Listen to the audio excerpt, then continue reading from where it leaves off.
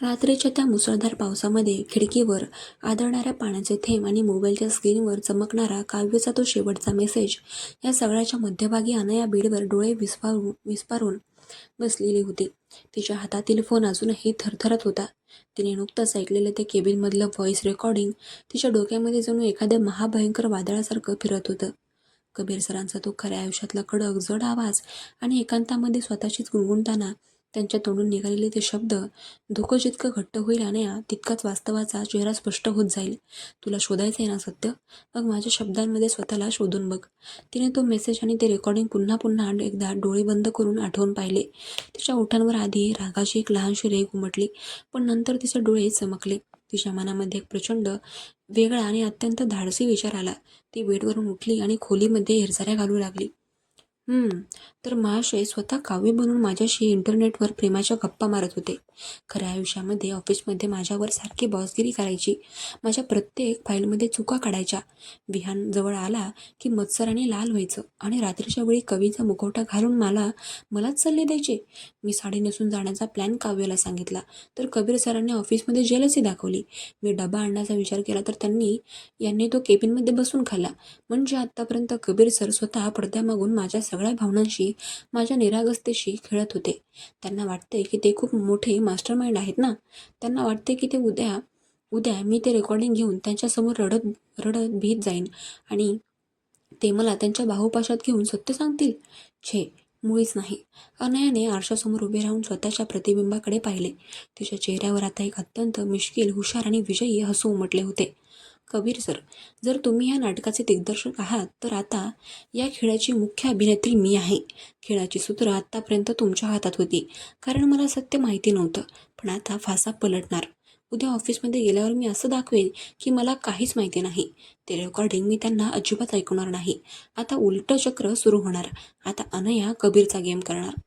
तिने आपला फोन उचलला आणि काव्याच्या त्या मेसेज बॉक्समध्ये गेली. कबीर तिकडे त्याच्या आलिशान फ्लॅटमध्ये सोफ्यावर बसून घामाने ओला होऊन तिच्या उत्तराची वाट पाहत असेल याची तिला पूर्ण खात्री होती. तो आतून तडफडत असेल की अनया उद्या त्याला ऑफिसमध्ये रंगेहात पकडणार. अनयाने त्याच्या याच भीतीचा आणि अस्वस्थतेचा फायदा घेण्याचे ठरवले. तिने काव्याला एक असा मेसेज टाईप केला की जो वाचून कबीरची रात्रभराची झोप कायमची उडणार होती. तिने मेसेज केला, काव्य, तुमच्या मेसेजने माझं मन खूप शांत केलंय. तुम्ही म्हणताय ते अगदी खरं आहे. मी पण किती वेडी आहे ना. त्या रेकॉर्डिंगमध्ये कबीर सरांचा आवाज फक्त योगायोगाने तुमच्यासारखा वाटला असेल. कबीर सर कधी कवी असूच शकत नाहीत. ते तर एक भावनाशून्य यंत्रमानव आहेत. मी ठरवलंय, मी उद्या त्यांना काहीही विचारणार नाही आणि ते रेकॉर्डिंगही डिलीट करून टाकेन. खऱ्या आयुष्यातल्या त्या माणसाशी मला आता कोणतंही वैयक्तिक नातं जोडायचं नाहीये. उलट आज मला जाणवलं की विहान सर माझ्याशी किती चांगले वागतात. ते नेहमी मला हसवतात. मी ठरवलंय की आता मी माझं लक्ष कबीर सरांवरून पूर्णपणे हटवून विहान सरांवर केंद्रित करणार आहे. खऱ्या आयुष्यामध्ये जर मला कोणी पार्टनर हवा असेल तर तो विहान सरांसारखा आनंदी माणूसच असायला हवा. थँक्यू काव्य, तुमच्यामुळे माझा हा भ्रम तुटला. आणि मेसेज सेंड करून अनयाने फोन बाजूला टाकला आणि ती बेडवर कुशी बदलून अत्यंत सुखाने झोपी गेली. तिच्या मनामध्ये आता कबीरला ऑफिसमध्ये तडफडवण्याचा प्लॅनची आखाडी सुरू झाली होती. तिकडे कबीर आपल्या बेडरूममध्ये सोफ्यावरून उठून वेड्यासारखा फेड्या मारत होता. त्याचे मोठे डोळे मोबाईलच्या स्क्रीनकडे खिळले होते. अनयाच्या हातामध्ये त्याचे ते रेकॉर्डिंग लागले होते. या विचारानेच त्याचे हृदय प्रचंड वेगाने धडधडत होते. तो विचार करत होता की उद्या सकाळी ऑफिसमध्ये अनया जेव्हा त्याच्या केबिनमध्ये येईल तेव्हा तो तिला कसं सामोरं जाईल. तो काव्य बनवून पाठवलेल्या मेसेजची उत्तराची वाट पाहत होता. तेवढ्यात फोन व्हायब्रेट झाला. कबीरने अत्यंत घाईघाईने मेसेज उघडला. पण जसा जसा तो अनयाचा मेसेज वाचत गेला तसे तसे त्याच्या चेहऱ्यावरचे भाव एका क्षणामध्ये बदलले. त्याचे डोळे आश्चर्याने आणि धक्क्याने मोठे झाले. त्याच्या हातातील फोन सुटता सुटता वाचला. काय? विहान? ही विहानचा विचार करते? कबीर मोठ्याने ओरडला. त्याचा चेहरा मत्सराने आणि रागाने पूर्णपणे लाल झाला. मी विचार करत होतो की ही मला पकडेल, माझ्या प्रेमाचा स्वीकार करेल, पण हिने तर तो आवाज केवळ योगायोग समजून सोडून दिला आणि वरून म्हणते की कबीर एक यंत्रमानव आहे आणि तिला आता विहान आवडायला लागलाय. कबीरच्या डोक्यामध्ये जणू काही विजांचा कडकडाटच झाला. अनयाने त्याला त्याच्याच जाळ्यामध्ये असं काही अडकवलं होतं की त्याला आता बाहेर पडण्याचा कोणताही मार्ग दिसत नव्हता. तो जर आता स्वतःहून तिला सांगायला गेला की मीच काव्य आहे तर अनया म्हणाली असती की तुम्ही माझ्याशी खोटं का बोललात, आणि जर तो शांत राहिला तर ती विहानच्या जवळ जाणार होती. कबीर रात्रभर झोपूच शकला नाही. तो बेडवर तळमळत झोपी गेला. ईर्ष्येचा एक प्रचंड मोठा वनवा त्याच्या छातीमध्ये पेटला होता. सकाळचे 9 वाजायला 10 मिनिटं बाकी असताना अनया ऑफिसच्या मोठ्या फ्लोअरवर पोहोचली. आज तिने मुद्दाम खूप सुंदर हलक्या पिवळ्या रंगाचा फॉर्मल शर्ट आणि काळी ट्राउझर घातली होती. तिचे केस आज पाठीवर अगदी मोकळे सोडलेले होते. तिच्या चेहऱ्यावर एक अजब आत्मविश्वासू आणि अत्यंत खोडकर चमक होती. ती आपल्या डेस्कवर बसली आणि तिने कॉम्प्युटर सुरू केला. तेवढ्यात लिफ्टचे दार उघडले आणि कबीर बाहेर आला. आज कबीरचा लूक नेहमीसारखा परफेक्ट नव्हता. त्याने निळ्या रंगाचा सूट घातला होता खरा, पण त्याच्या डोळ्यांखाली रात्रभर न झोपल्यामुळे काळी वर्तुळे जमा झाली होती. त्याचा चेहरा प्रचंड अस्वस्थ आणि तणावाखाली दिसत होता. तो फ्लोअरवरून चालत असताना त्याची नजर थेट अनयावर गेली. अनया नेहमीप्रमाणे कॉम्प्युटरकडे पाहत होती, जणू काही काल रात्री काही घडलंच नाही. तिने कबीरकडे पाहिले आणि अत्यंत औपचारिकपणे म्हटले, "गुड मॉर्निंग सर." कबीर जागेवरच तबकला. त्याच्या घशाला कोरडच पडली होती. गुड मॉर्निंग अनया." तो जेमतेम बोलला आणि आपल्या केबिनमध्ये निघून गेला. केबिनमध्ये गेल्यावर त्याने लॅपटॉप उघडला, पण त्याचे लक्ष कामामध्ये अजिबात नव्हते. तो काचेच्या पारदर्शक भिंतीतून सारखा बाहेर अनयाकडे पाहत होता. काही वेळातच विहान नेहमीप्रमाणे हातामध्ये काही डिझाईन्स घेऊन फ्लोअरवर आला. आज अनयाने ठरवले की कबीरच्या समोर तिला विहानशी फ्लर्ट करण्याचं नाटक करायचं आहे. "हाय विहान, गुड मॉर्निंग." अनया अत्यंत मोठ्या आणि गोड आवाजामध्ये त्याला म्हणाली, जेणेकरून केबिनमध्ये बसलेल्या कबीरला स्पष्ट ऐकू जावे. विहान चकित झाला. अनया सहसा त्याला इतक्या उत्साहामध्ये विहान असं म्हणून हाक मारत नव्हती. तो हसून तिच्या जवळ आला. "वा, गुड मॉर्निंग अनया. आज खूपच मूडमध्ये दिसतेस आणि हा पिवळा शर्ट तुझ्यावर खूपच छान दिसतोय." "थँक्यू विहान. मला वाटलं आज थोडं वेगळं काहीतरी करावं." "बरं, ते नवीन कॅम्पेनचे डिझाईन्स दाखवा ना मला. मला तुमचे आयडियाज खूप आवडतात." अनयाने मुद्दाम विहानच्या खांद्याला हलकासा स्पर्श करत त्याच्या अगदी जवळ झुकून म्हटले. कबीर केबिनमधून हे सगळं उघड्या डोळ्यांनी पाहत होता.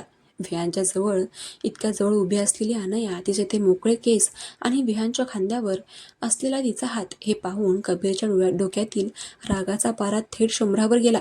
त्याच्या हातातील पेन खटकन तुटले. तो खुर्चीवरून उठला आणि केबिनचा दरवाजा जोरात उघडून बाहेर आला. "विहान, अनया, माझ्या केबिनमध्ये या, आत्ताच्या आत्ता. त्या नवीन प्रोजेक्टचे फायनल बजेट आणि लेआउट मला आत्ताच लॉक करायचे आहेत." कबीरचा आवाज इतका कडक आणि जड होता की संपूर्ण फ्लोअरवर शांतता पसरली आणि तो मागे वळून केबिनमध्ये गेला. विहानने अनयाकडे पाहून डोळे मोठे केले. "बापरे, आज सकाळी ज्वालामुखीचा मूड खराब दिसतोय. चल लवकर." अनया मनातल्या मनात प्रचंड हसत होती. "बघूया सर, तुमची सहनशक्ती किती आहे ते." ती फाईल घेऊन विहानसोबत केबिनमध्ये गेली. केबिनमध्ये कबीर त्याच्या लेदर चेअरवर बसला होता. त्याचा चेहरा कमालीचा कठोर झाला होता. अनया आणि विहान समोरच्या खुर्चीवर बसले. "विहान, त्या डिझाईनचे फाईल्स टेबलवर ठेवा." कबीरने अत्यंत कोरड्या आवाजामध्ये सांगितले. विहानने फाईल्स टेबलवर ठेवल्या आणि तो अनयाला काहीतरी समजावून सांगण्यासाठी पुन्हा एकदा तिच्या दिशेने झुकला. "बघ अनया, हा जो भाग आहे ना, इथे आपण." "विहान, फाईल दाखव मला." "तिला नाही." कबीर टेबलवर हात मारून जोरात ओरडला. विहान दचकला. "अरे कबीर, काय झालंय तुला? इतका का चिडतोयस? आम्ही फक्त काम करतोय." "मला काम कसं करायचं हे शिकवू नकोस विहान." "अनया, तुम्ही या प्रोजेक्टच्या कंटेंटवर लक्ष द्या आणि विहान, तुमचे डिझाईन्स मला नीट समजावून सांगा." कबीर दात ओठ खात म्हणाला. त्याची नजर सारखी अनयाच्या चेहऱ्यावर जात होती, पण अनया अत्यंत शांतपणे ओठावर एक चोरटं हसू ठेवून कबीरची ही तगमग पाहत होती. काम सुरू असताना अनयाने मुद्दाम विहानच्या बाजूला खुर्ची सरकवली. "विहान, मला वाटतं हा कलर टोन खूपच भारी वाटेल, नाही का?" तिने विहानच्या डोळ्यांमध्ये पाहत विचारले. कबीरला आता सहन होत नव्हते. तो जागेवरून उभा राहिला. "विहान, तू आत्ताच्या आत्ता बाहेर जा. मला अनयाच्या कंटेंटबद्दल तिच्याशी वैयक्तिकरित्या बोलायचं आहे. तू तुझे डिझाईन्स बाहेर जाऊन नीट कर." विहान गोंधळला, पण कबीरचा तो अवतार पाहून तो गप्प राहिला. "ठीक आहे मॅन, मी बाहेर जातो." तो केबिन बाहेर निघून गेला आणि दरवाजा बंद झाला. आता केबिनमध्ये फक्त कबीर आणि अनया दोघेच होते. एसीचा संथ आवाज येत होता. कबीर टेबल ओलांडून अनयाच्या अगदी जवळ आला. त्याचा श्वास वेगाने चालत होता. तिने त्याच्याकडे पाहिले. तिच्या डोळ्यांमध्ये कोणताही संशय नव्हता, फक्त एक अत्यंत निरागस आणि व्यावसायिक भाव होता. "अनया, काय चालवलंय हे तुम्ही?" कबीरचा आवाज मऊ पण कमालीच्या तीव्रतेने भरलेला होता. विहानशी इतकं जवळून बोलणं, त्याच्या खांद्याला हात लावणं तुम्हाला समजत नाहीये का की मला? आणि तो थांबला. तो पुढे बोलूच शकत नव्हता, कारण तो कबीर होता. तो स्वतःची ओळख उघड करू शकत नव्हता. "काय सर, काय झालं?" अनयाने अत्यंत भोळेपणाचा आव्हानात विचारले. विहान सर माझे सहकारी आहेत आणि ते खूप चांगले आहेत. मला हसवतात. ऑफिसमध्ये काम करताना थोडं हसून बोललं तर काय हरकत आहे? तुम्ही नेहमी इतके खडूस का राहता सर? कधीतरी विहान सरांसारखं आनंदी राहायला शिका. विहान सरांसारखं आनंदी राहायला शिका हे शब्द ऐकून कबीरच्या छातीमध्ये जणू काही सुऱ्या खुपसल्यासारखं झालं. तो 2 पावले मागे सरकला. त्याला समजलं की अनया आता पूर्णपणे त्याच्या नियंत्रणाच्या बाहेर गेली आहे आणि ती मुद्दाम त्याला त्याच्याच जाळ्यात तडफडू देत आहे. तुम्ही जाऊ शकता अनया, कबीर अत्यंत जड आवाजामध्ये म्हणाला आणि खिडकीकडे पाठ करून उभा राहिला. अनया उठली. तिने फाईल उचलली आणि ती केबिनच्या दारापाशी जाऊन मागे वळून पाहिले. कबीरची ती अस्वस्थ पाठ पाहून तिच्या ओठांवर एक विजयी अत्यंत हुशार हसू उमटले. खेळ आता खऱ्या अर्थाने सुरू झालाय कबीर सर. बघूया तुमचा हा कवी रात्रीच्या मेसेजमध्ये मला काय सल्ला देतो ते. ती शांतपणे केबिन बाहेर निघून गेली. सस्पेन्स अजूनही पूर्णपणे सुरक्षित होता, पण खेळाची संपूर्ण सूत्र आता अनयाच्या हातामध्ये आली होती.